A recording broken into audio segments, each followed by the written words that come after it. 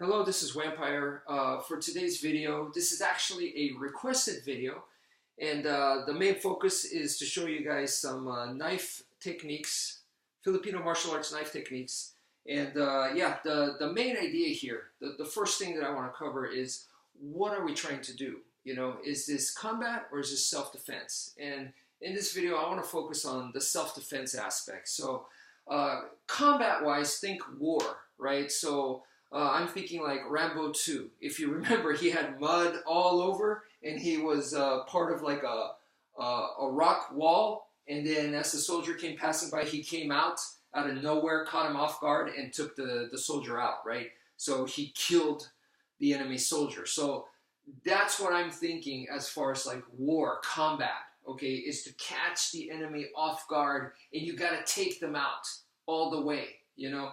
So in a self-defense situation, I'm sure that kind of thing can happen, all right? But I'm thinking the possibility of that is more on the lesser side. So there's more self-defense situations in your everyday life, if it does occur, that does not require lethal force and sentry removal techniques. So then how do we use the knife in such a situation? And in the Filipino martial arts, they really tell you about defang the snake, which is cut the arm. You cut the arm, and you know, a lot of people think, yeah, I cut the arm, so if I take out the arm, they can no longer attack me. So the focus is on destroying the arm, right? And I feel like a lot of people misunderstand that, and the more important message there is that you're attacking the arm, and there's no guarantee that you're going to hit it or even destroy it. There's no guarantee. So why think that way? You're aiming for the arm, because if you aim for the arm compared to aiming for a better target, you know, like somewhere in the head or in the body, it requires less commitment. So if I'm just going here on the arm rather than going over here, you know, you see how much I got to step in more, right? So if I step in more, it makes me also vulnerable to a counterattack. I'm in range for them.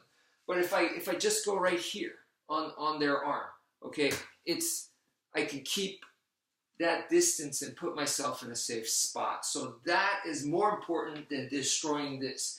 In fact, to me, the worst thing is to see people destroy this completely, and you're completely in range. So what you're asking for is, let's trade shots. So if they had a knife, I'm going to destroy his arm while he destroys my neck. That's not cool to me. That doesn't make any sense to me whatsoever, because that's what he's going to do, you know?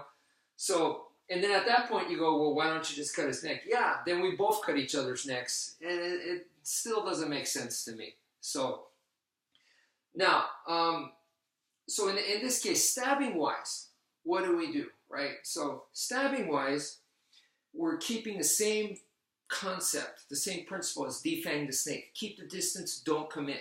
So if we're not committing, we're not coming in and grabbing him by the back of the neck and then stabbing him all the way into the organ. That doesn't make sense, because defang the snake is not that. We want to keep that distance, not commit, stay safe.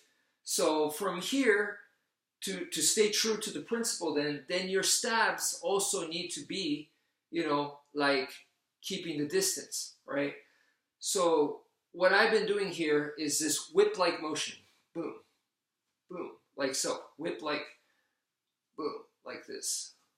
So I want you guys to go ahead and practice that. So try to relax your arm and imagine it's a whip. And you could do it from all kinds of angles. Boom, boom. And you could do it with both arms, of course. So boom, boom, boom, boom, boom, boom, boom, boom, boom, boom, boom, boom. So key is to relax and use a whipping motion. Bam, bam, bam. So as you're doing that, you got to control it to where, are you slashing or are you stabbing? So within this motion right here, boom, that could be a stab right there, and that's a slash. So it's the same arm motion I'm using, but right there, that was a cut. and that's a stab right there. So boom, that was a stab.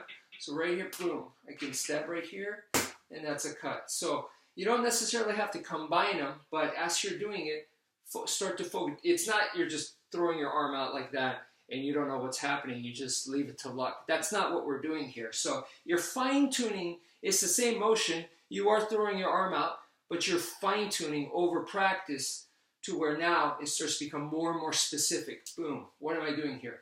Am I hitting here? You know, am I cutting here? Am I stabbing here? Boom. So you start to make it more and more accurate, okay? Now, the great thing about this technique is that it also works with, I'm finding out with boxing, with Western boxing, okay? I've said to you guys before that Western boxing and Filipino martial arts, very, very close-knit. And I'm finding that really, this is really helping my boxing out. So rather than like punching and boom, trying to crush them with my fist, which, you know, if I hit him in the head, right, and it doesn't have to be the skull, but if I hit him in the freaking head area, I can damage my hand. If I throw this kind of smashing, crushing punch, which a lot of people want to do, you know, it's like, ah. So, but instead, if I come in here just like I did with the same knife motion, where I'm coming in here, boom, and then I have that snap right here, boom, boom, boom, where it's very whip-like, but I'm controlling the knuckles, and I'm making sure that the knuckles dig in for a split second, and I'm out of there. So that's the same idea. I'm doing the exact same thing with a knife, where the point of the knife dig in for a split second, and then I'm out of there. Okay, so please practice that. Thank you for watching, and take care.